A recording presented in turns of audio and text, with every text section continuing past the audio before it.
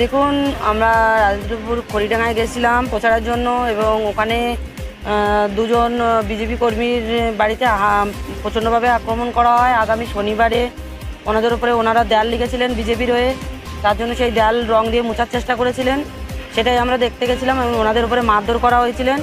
তারপরে যাওয়ার পরে ওখানে টিএমসির গুন্ডা বাহিনীরা ওখানকার যে পঞ্চায়েত প্রধান উনি বাজে ল্যাঙ্গুয়েজে আমাদেরকে গালাগালি করেন। তবু আমরা কিছু বলি না, যেহেতু আমরা জানি এটা টিএমসির এটা করণীয়, টিএমসি প্রত্যেকটা জায়গায় এটা করে। সেই ক্ষেত্রে আমরা আমাদের ভারতীয় জনতা পার্টিতে তো এরকম কোনো ধারা নেই যে আমরা বাজে ভাষা বলি কি বাজে কাজ করি ওনাদের সাথে। এটা টিএমসি পার্টির কাজ, টিএমসি পার্টি থেকে করেছিলেন। তারপরে আমরা চলে আসি তখন আমাদের আরও সদস্যরা ওখানে পৌঁছায়, তাদের উপরে হামলা করে এবং আমাদের গাড়িতে ইট মারেন। শুধুমাত্র ওনার যে পঞ্চায়েত প্রধান ওখানকার টিএমসি উনি শুধু এইটাই করেছেন, ওনার ফ্যামিলিটাই এসে করেছেন, আদার্স আর কেউ আমাদের উপরে কোনো হাঙ্গামা করেননি। কারণ সাধারণ মানুষ পেছন থেকেই আমাদেরকে আশ্বাস দিয়েছেন আমরা আছি দিদি, চিন্তা নেই। অবশ্যই এখন হসপিটালে ছিলাম মেডিকেল করেছি, আমরা থানায় যাবো এফআইআর করতে, এখন থানায় যাব আমরা। খালি নামটা আগে বাংলার সাথে পরিচিত ছিল না, কিন্তু বাংলার মুখ্যমন্ত্রী ছিলেন মমতা ব্যানার্জি, নবান্নে বসত। আর সন্দেশখালিতে অন্ধকারের বেতাজ বাদশা ছিল শাহজাহান। বাংলার বুকে আমরা কখন জানতে পারলাম যে ওখানে বেতাজ বাদশা শাহজাহান নামক ব্যক্তি আছে তৃণমূলের? যখন ইডি শিবে ওখানে গেল, ইডি শিবের ওপর হামলা হলো, তখন আমরা জানতে পারলাম যে শাহজাহান নামক একটি ব্যক্তি ওখানে বেতাজ বাদশা আছে। যে শাহজাহান নাকি বামফ্রন্টের আমলে একটা টেকারের টিকিট করে বেড়াতো, সেই শাহজাহান বিশাল বাদশা। সেখানে তার বিশাল প্রভাবস্বরূপ বাড়ি, সেখানে বিশাল পরিমাণের সম্পত্তি। সেই জায়গাতে এই শাহজাহান বলেছিল ইডি শিবে আমার ছিঁড়ে নেবে।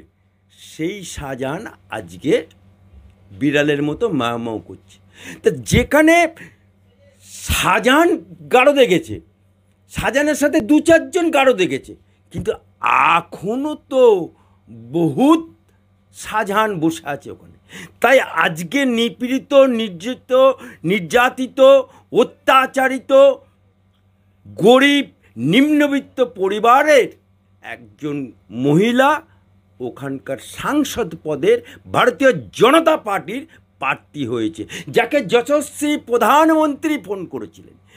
এই জায়গাতে এবারে তৃণমূলের আত্মারাম খেচারাম হয়ে গেছে। তৃণমূলের পায়ের তলা থেকে মাটি সরে যাচ্ছে, তৃণমূলের ওখানে নাবিশ্বাস ছুটে যাচ্ছে। কারণ ওখানে হাজি নুরুল, তাকে ওখানে একবার সাংসদ 2009 সালে দাঁড়িয়েছিল, ও টেস্টেড। সেই জায়গায় এবারে ওই নিপীড়িত নির্যাতিত রেখা পাত্র আজকে যখন খবরের শিরোনামে আজকে যতগুলো 42টা প্রার্থী হয়েছে, তার মধ্যে রেখা পাত্র ওয়ান অফ দেম।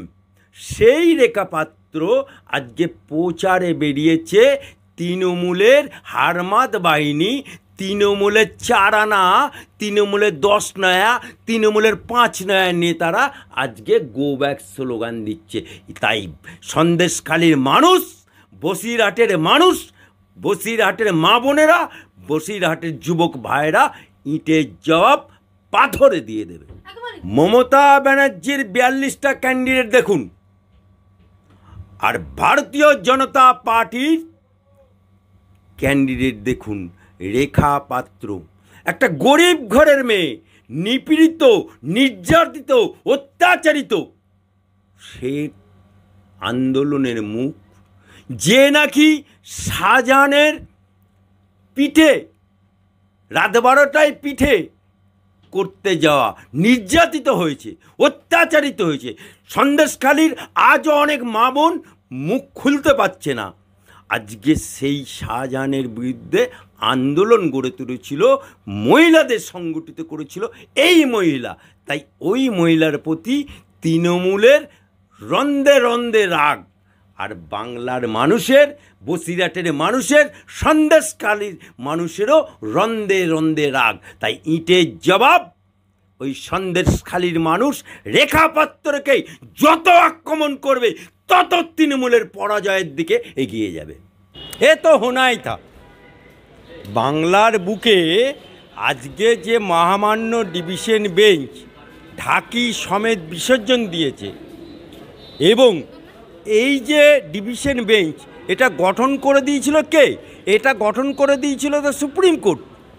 এই কল্যাণবাবু আজকে মানুষের তো অকল্যাণ হয়ে গেল। কোথায় গেল? 5 মিনিটে আমি স্টে এনে দেবো, নিশ্চিন্তে থাকুন। আরে কল্যাণের কথার কোনো দাম আছে? হ্যাঁ, কোথায় গেল তোমার 5 মিনিটের স্টে? হ্যাঁ, তুষের মতো উড়ে যাবে এরাই। কোথায় গেল? আজকে মন্ত্রিমণ্ডল ঢাকি সমেত বিসর্জন হয়ে যাচ্ছিল, শুধু হাতে পায়ে ধরেছে। ওদের উকিলরা 5 লক্ষ টাকা ফি নিয়ে আজকে বাংলার মানুষের টাকা, জনগণের টাকা নিয়ে লড়াই করছে উকিলদের পেছনে। আজকে সেই টাকা দিয়ে, ওই টাকা আপনার টাকা, আমার টাকা, জনগণের ট্যাক্সের টাকায় আজকে এরা খালি চোরেদের বাঁচানোর জন্য এই কীর্তিটা করে যাচ্ছে। সেখানে ওদের 5 লক্ষ টাকার ফির উকিল বলছে, হুজুর আমাদের যদি সমগ্র মন্ত্রিমণ্ডল জেলে যায় তাহলে সরকারটা চলবে কী করে ইলেকশনের সময়? হুজুর ইলেকশন পর্যন্ত স্টে দিন। কিন্তু সরকারের পক্ষের আইনজীবীর কথা শোনেনি, সোমবার পর্যন্ত স্টে দিয়েছে। যাদের এই শিক্ষকদের যেমন ঢাকি সমেত বিসর্জন গেছে, মন্ত্রিমণ্ডলও ঢাকি সমেত বিসর্জন চলে যাচ্ছিল। এবং মহামান্য আদালত, রাজ্য সরকার, এসএসসি বারবার তাদেরকে বলেছিল যে ফ্রেশ মেধা তালিকাটা দিন, আর যারা সাদা খাতা জমে দিয়ে, যারা টাকা নিয়ে চাকরি পেয়েছে তার লিস্টটা জমা দিন, অর্থাৎ উমর সিটটা জমা দিন। একবার না, দুবার না, 3বার এসএসসির কাছে। এসএসসি কি বলেছিল? আমাদের কাছে নাই, অর্থাৎ নষ্ট করে ফেলেছে। তা যখন মুড়ি আর মিচড়ি এক হয়ে গেল, তাহলে কে পাস করেছে দিয়ে চাকরি পেয়েছে, আর কে 1 লক্ষ, 5 লক্ষ, 10 লক্ষ, 20 লক্ষ টাকা দিয়ে চাকরি পেয়েছে সেটা আলাদা করতে পারছে না। সুতরাং বাধ্য হয়ে মহামান্য আদালত, ডিভিশন বেঞ্চ ঢাকি সমেত বিসর্জন দিয়েছে। শুধু বিসর্জন দেয়নি, বিসর্জন দিয়েছে এবং যারা সাদা খাতা দিয়ে চাকরি পেয়েছে, সাদা খাতা জমা দিয়ে তাদেরকে টাকা ফেরত দিতে হবে। এবং একটা মিথ্যেকে ধামাচাপা দিতে গিয়ে 17টা মিথ্যে কথা বলেছে এসএসসি রাজ্য সরকার। এবং রাজ্য সরকার কালেকটিভ রেসপন্সিবিলিটি, চিফ মিনিস্টার সহ, ব্রাত্য বসু শিক্ষামন্ত্রী সহ, কি না নতুন করে পোস্ট সুপারিশ করে পদ তৈরি করা, যার জন্য এটা সিবিআই তদন্ত দিয়ে বলেছিল প্রয়োজন হলে মন্ত্রিমণ্ডলকেও হেফাজতে নিয়ে তুমি জিজ্ঞাসা করতে পারো। সেই জায়গাতে আজকে কিছু ভুয়ো চাকরিদাতা, ভুয়ো চাকরি যারা নিয়েছে তাদের জন্য ঢাকি সমেত বিসর্জন হয়ে গেল। আরে এই সরকার আর এই সরকারের নেতারা সব সময় যারা খুন করবে তাদের পাশে দাঁড়াবে, যারা ঘুষ নেবে সাংসদ হয়ে তাদের পাশে। দেখলেন না, কৃষ্ণনগরের এমপি সাংসদ পদ বাতিল হয়ে গেল, তার পাশে দাঁড়ালো। এই শাহজাহান তার পাশে দাঁড়াইছিল। মানে আজকে চাকরি চোরেদের পাশে এরা দাঁড়াতে গেল। চাকরি চুরি হয়েছে সেটাকে স্বীকার না করে চাকরি চোরেদের বাঁচাতে গিয়ে অনেক ভালো মেধাভিত্তিক ছাত্র মানে শিক্ষক তাদেরও বিসর্জন হয়ে গেল। অর্থাৎ সেই একটা বাংলায় কথা আছে না, চোরের সাথে থাকলে চোর হয়, আলেমের সাথে থাকলে আলেম হয়, জালেমের সাথে থাকলে জালেম হয়, ডাকাতের সাথে থাকলে ডাকাত হয়, হ্যাঁ, ভালো লোকের সাথে থাকলে ভালো হয়। ঠিক সেই রকম এই চোরেদের মন্ত্রিমণ্ডল, এই চোরেদের সরকার, এই চোরেদের মুখ্যমন্ত্রী, এই বাংলার মুখ্যমন্ত্রী, ডাইনি মুখ্যমন্ত্রী এবং মির্জাফর মুখ্যমন্ত্রী, বাংলার কুলাঙ্গার মুখ্যমন্ত্রী আজকে বাংলার বুকে চোরেদের সাথ দিতে দিতে আজকে এই জায়গাতে এতগুলো লোকের চাকরি ঢাকি সমেত বিসর্জন হলো মহামান্য আদালতের নির্দেশে। আরে প্যানেলে না থেকেই তো চাকরি হয়েছে। ওদের বাস্তবস বলেছিল না, আমি মন্ত্রী থাকাকালীন তৃণমূলের চাকরি হবে না তো কাদের চাকরি হবে? তা ওদের যে শিক্ষামন্ত্রী সেই তো বলে দিচ্ছে। আবার এই শিক্ষামন্ত্রী বলেছিল মুখ্যমন্ত্রীর নির্দেশ ছাড়া উনি কিছু করেন না। ঠিকই তো, কারণ এ বাস্তবস মালটা কোনোদিন তো রাজনীতি করেনি, এ নাটক করে খেত নকশালের। সে আজকে মুখ্যমন্ত্রী তাকে মন্ত্রী করে দিয়েছে পার্থ চট্টোপাধ্যায় জেলে যাওয়ার পর। তাহলে সেই জায়গাতে ও চলবে কি করে? ওকে তো এইভাবেই চলতে হবে। তা আজকে মুখ্যমন্ত্রী বলে দিয়েছে কালেক্টিভ রেসপন্সিবিলিটি যে চোরেদের বাঁচাতে গেলে তোমাকে নতুন করে পদ সৃষ্টি করতে হবে। তাই আজকে বাংলার বুকে ঢাকি সমেত বিসর্জন গেছে। কে অভিষেক? ওই যুবরাজ ওই প্যারাশুটে করে নেমে 11 সালের পরে দিল্লি থেকে উড়ে এসে পিসিমণির দয় ডায়মন্ড হারবারে জিতে গেছিল। হ্যাঁ, এই লোকটা যে এই অভিষেক ব্যানার্জি যার জন্য বাংলায় এই যে যত চোর দেখতে পাচ্ছেন, এই যত চোর, এই চোরেদের প্রোডাক্ট করেছে এই অভিষেক ব্যানার্জি। এই যত গরু চোর থেকে শুরু করে খাদ্য চোর থেকে শুরু করে শিক্ষা চোর, এই শাহজাহান এর গুরুকে, এর গুরু হচ্ছে এই অভিষেক। ওই কাকু যে বলতো আমার বসকে কেউ ছুতে পারবে না, আমার ও কাকু। তা সুতরাং এই অভিষেক বন্দ্যোপাধ্যায় যে কোনো 11 সালের পরে রাজনীতি করতে এসছে, পিসিমণির দয় আজকে এমপি হয়েছে, পিসিমণির দয় আজকে নেতাগিরি করছে, পিসিমণির দয় সামনে পুলিশ, পেছনে পুলিশ, ডাইনে পুলিশ, বাঁয়ে পুলিশ। এই লোকটি যার এত বড় দুর্নীতিবাজ এই অভিষেক বন্দ্যোপাধ্যায়, যে নির্বাচন কমিশনের কাছে 19 সালে এফিডেভিট করে জমা দিয়ে বলেছিল আমি ঘর ভাড়া দিয়ে খাই। আজকে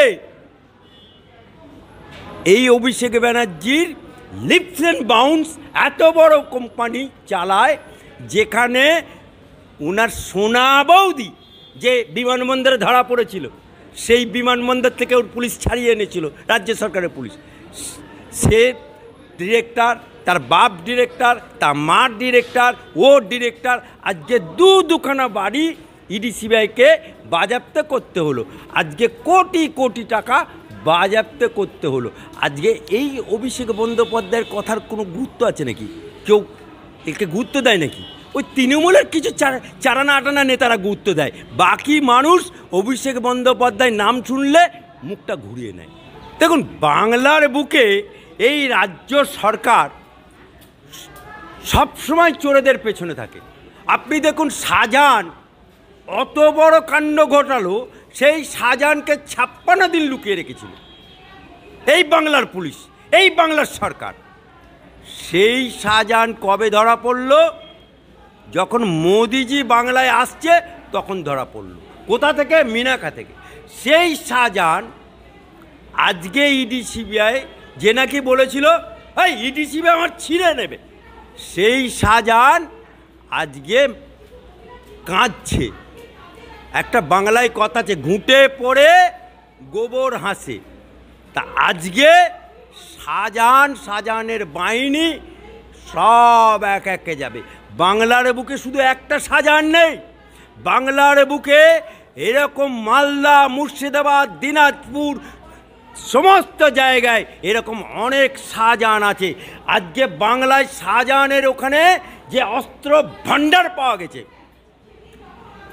যে অস্ত্র পাওয়া গেছে, বিদেশি অস্ত্র পাওয়া গেছে, দেশি অস্ত্র পাওয়া গেছে, পুলিশি অস্ত্র পাওয়া গেছে, কি পাওয়া যায়নি? বাংলাদেশি বর্ডার, ওর সাথে জঙ্গি যোগ আছে, ওর সাথে রোহিঙ্গা যোগ আছে। খালি ইডি সিবিআইকে তদন্ত করতে দিন। আরে তৃণমূলের কোন লোকটা সততা বজায় রেখে কাজ করছে বলতে পারবেন? মমতা ব্যানার্জির নামের পাশে কি ছিল? সততার প্রতীক, উঠে গেল। মমতার নামের পাশে কি ছিল? ডক্টরেট, উঠে গেল। মমতা ব্যানার্জির নামের পাশে কি ছিল? অগ্নিকন্যা, উঠে গেল।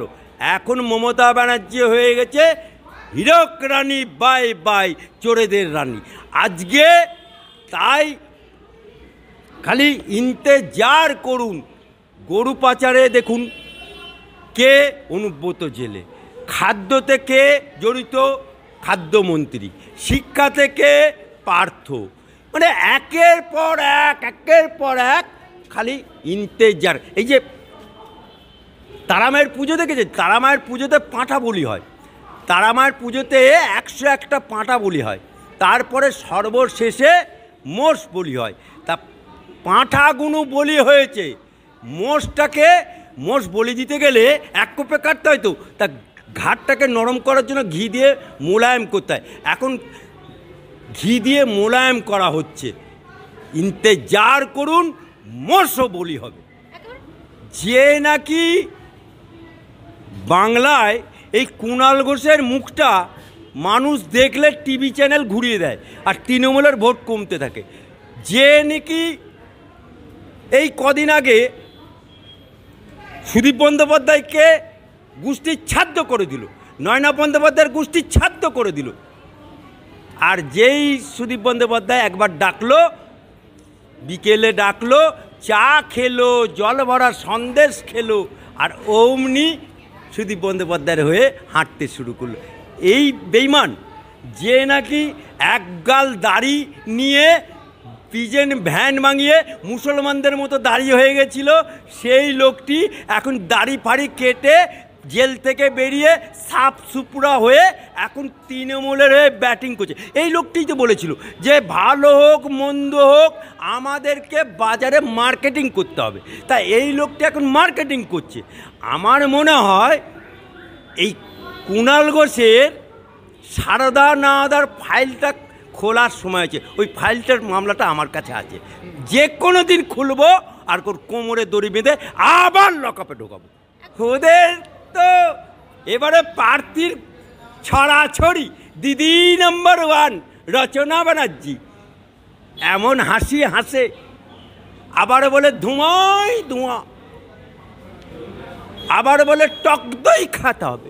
কি সুন্দর, আমার কলকাতায় টক দই পাওয়া যায় না এরকম। সেই দিদি নাম্বার 1 রচনা ব্যানার্জি আবার ওদিকে জুন মারে ওয়াদা করো, ওয়াদা কিউ তোর। তা আমি বলি তোমার দিদি ওয়াদা করে আজকে ওয়াদা কেন তুললো? আজকে দিদি তোমার বাংলার মানুষের সাথে নিমখারামি কেন করলো? তোমার দিদি কেন বাংলার মানুষের সাথে গাদ্দারি করলো? যুব সমাজটাকে শেষ করে দিল। আজকে শিক্ষিত বেকার যুবকদের মেরুদণ্ডটা ভেঙে দিল, শিক্ষার সমাজটাকে ভেঙে দিল। আজকে মুসলমানদেরকে মারছে মুসলমান, মরছে মুসলমান, জেল কাটছে মুসলমান, ডিম খাচ্ছে দারোগা বাবু। আজকে মুসলমানরা বোমারু হয়ে গেছে, মুসলমানদেরকে ভটকাচারু করে ফেলেছ। আজকে মালদা, মুর্শিদাবাদ, দিনাজপুর এই জায়গা থেকে হাজার হাজার পরিযায়ী শ্রমিক বিদেশে যাচ্ছে। আজকে সেই জন্যেই জুনমলিয়া বুঝতে পেরেছে যে ওনার হাওয়া পানি খারাপ, তাই এখন গান ধরে উনি নিজেকে উপভোগ করছেন।